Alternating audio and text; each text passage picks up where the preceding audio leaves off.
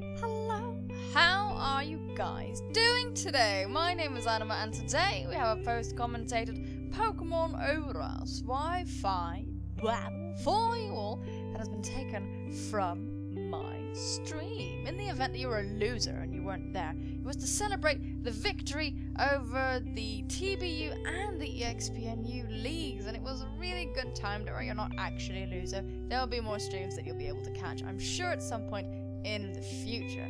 But yes, we're using a wonderful team. We used a wonderful team made by the fantastic Phoenix Master 1, and it's such a good team. It's really fun. It's really fun UU team featuring, as you can see on the screen, Crobat, Tyrantrum, Entei, Mega Swampert, Whimsicott, and Cobalion. Actually, everything is pretty much fully offensive apart from the Crobat, which is like a max HP utility sort of set. Ellis has brought a Mega Sceptile. Ellis, by the way, Fricket, my assistant coach for the EXPNU, so this is pretty interesting, a really cool kind of like battle of the coaches type thing, which was very fun. Stressful though, he's a really good battler, of course. So yeah, we've got the Sceptile, Mega Sceptile, Gligar, Infernape, Magneton, and Suicune and Mienshao. Very threatening team indeed. And I enjoyed it. Don't underestimate the little babies, the Gligar and the Magneton. Do not, because Magneton hits like a bus, and Gligar is so defensively bulky, it's not even funny. But without much more ado, let's hit play and you guys will see precisely what I saw.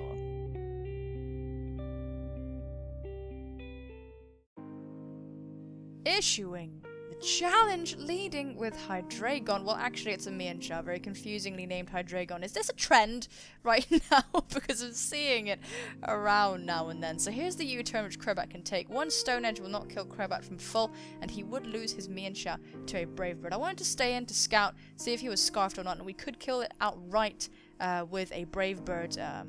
If it wasn't scarfed and chose to stay in. So out comes Borealis the Suicune, very beautifully named. We can't really do anything to this thing, so we are going to switch out into Whimsicott, taking a Scald, and that's fine. We don't catch a burn, which is absolutely stupendous, if I do say so myself. I do predict the switch. He doesn't want to take a Giga Drain to the face. We are actually an offensive Whimsicott, but I don't know if he knows that at this point. So we do switch into the Swampert, predicting the switch into Magneton. Out comes Screw Me, but here's Fisty McGee with his giant arms, soon to be happening in 3, 2, 1. Bang! Look at that, been hitting the gym in those 3 seconds way more effectively than I could ever do. So he goes to the EQ, which hits Borealis very well, doing a really good chunk. I don't actually think we could kill it from this range with 1 EQ, but I'm gonna go for it anyway, because I want that Suicune dead. But out comes Teeny Weeny, predicting the next EQ. Teeny Weeny is such a cute name as well, as I decide to go for the Waterfall on the switch. So I'm not completely sure why he brought up Mienshao. I think he was predicting me to switch out, expecting not to want to stay in and try and attack the Gliscor, but one giant sort of damage intake for another as I bring out my Cobalion to a high jump kick. I didn't expect him to do that. I thought he would go for the Stone Edge, predicting my Crobat, but that is not the case. So we're out here into Brobat, going for the Brave Bird, just trying to take out the Mienshao in case it wants to get cute. And we do hit Teeny Weeny for not an awful lot of damage at all. But I want to get rid of this thing real fast, so I'm going to go into Fisty McGee. He predicts this really awesomely, goes for the EQ at a Crobat, might I add, as I go into Swampert. So I decided to set up the rain because I've had enough of this drama, and I want to go for the Waterfall, just to see how much damage it would do.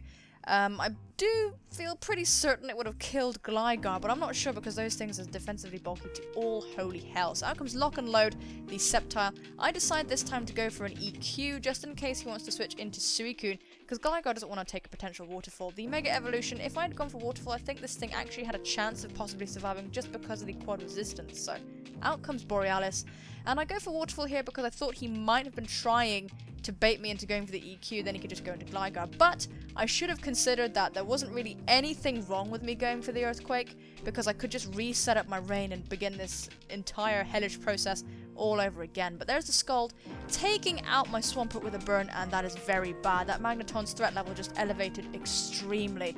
To top things off and make matters even worse, I go into Crobat, go for the Brave Bird. It doesn't kill. I didn't think it would, so I don't really know why I went for it. But this thing is going to get all the way back to full after a rest, which is terrible. I'm just going to try and mitigate this where I can, going for the Taunt to stop it from at least sleep talking.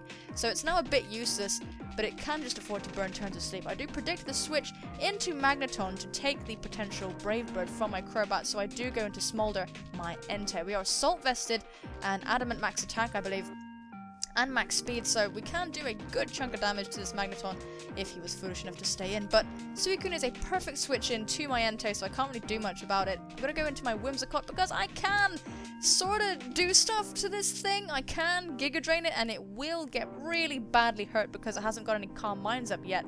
We're gonna go for the Giga Drain though, and out comes Screw Me. It doesn't actually take this as well as I thought it would take, despite the resistance, so I'm not completely sure if it's Eviolite at this point. Regardless, I am gonna switch out, go into my AV Entei, as he does just go for a very safe and powerful Volt Switch. Look at how much damage this does. Magneton does not fuck around. That is an analytic boosted Volt Switch, and it does so much damage. So much switching going on in this game because we're trying to get the edge. I am really desperately trying to mitigate this Suicune from doing anything, trying to take things out slowly. But he's going to make the switch into Infinite. I can't stay on this thing, so I am going to go into Brobat the Crobat. I don't know if I could have lived a Flare Blitz from this range, but we do see that he is Life Orb with the U-turn, so that's kind of reassuring, I guess. Now out comes Screw Me the Magneton again, the huge threat. I can't decide fully what I could go into, and I can't let Entei take too much damage, so I go for the Roost, losing my flying typing so I can take this Analytic Volt Switch. I do take it, not fantastically, but I do take it, so Crobat can live another day. I expect the Stone Edge now, because if I'm foolish enough to stay in on this thing, I will lose my my Crobat, and my Crobat's still pretty useful. But my Whimsicott now is going to take a Stone Edge to the face. That really wasn't good. It did a lot of damage, but mercifully he does miss the next Stone Edge as I bring out my Tyrantrum. So that's pretty nice. Tyrantrum could have taken it though because of its impressive defenses, and the Stone Edge isn't stabbed. But you're going to see how much damage that Choice Banded Head Smash did to a Gligar. That was fantastic. I do miss this one, which is a bit shitty because it would have just totaled this thing. It couldn't have taken two for sure.